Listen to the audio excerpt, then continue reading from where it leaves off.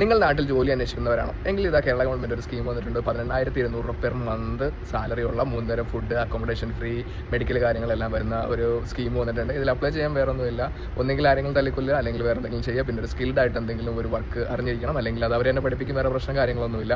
ഇത് വേറെ ഒന്നുമല്ല, ജയിലിലുള്ള സ്കിൽ വർക്കേഴ്സിന് ഒരു ദിവസം 620 രൂപ വെച്ചാണ് ഇപ്പം ശമ്പളം കൊടുത്തുകൊണ്ടിരിക്കുന്നത്. പക്ഷേ അത് സ്കിൽ വർക്കഡ് ആയിരിക്കണം കേട്ടോ. ഇപ്പം നാട്ടിലിപ്പോൾ എന്തോരം ചെക്കന്മാർ ജോലിയും കിട്ടാതെ പഠിച്ചിട്ട് ബിടെക് എഞ്ചിനീയർ അങ്ങനത്തെ പഠിത്തമൊക്കെ പഠിച്ചിട്ട് ഇപ്പോഴും ബേസിക് സാലറി 12,000 രൂപയ്ക്ക് പണിയെടുക്കുന്ന ചെക്കന്മാരുണ്ട്. പിന്നെ ഈ പഠിച്ച പണിയല്ല നാട്ടിൽ ചെയ്തുകൊണ്ടിരിക്കുന്ന, ഇവിടെ നിന്നിട്ടൊരു കാര്യമില്ലെന്ന് വിചാരിച്ചിട്ട് ഗൾഫിലും വേറെ എവിടെയെങ്കിലും പോയി പണിയെടുത്ത് ജീവിക്കുന്ന വേറെ ചെക്കന്മാരുണ്ട്. അവന്മാരെ ഒന്നും കൺസിഡർ ചെയ്യാതെയാണ് 2024 എന്തോ ഇതിനു വേണ്ടി സുപ്രീം കോടതിയിൽ എന്തോ ഒരു ഫയൽ ഇഷ്യൂ ചെയ്തിട്ടുണ്ട്.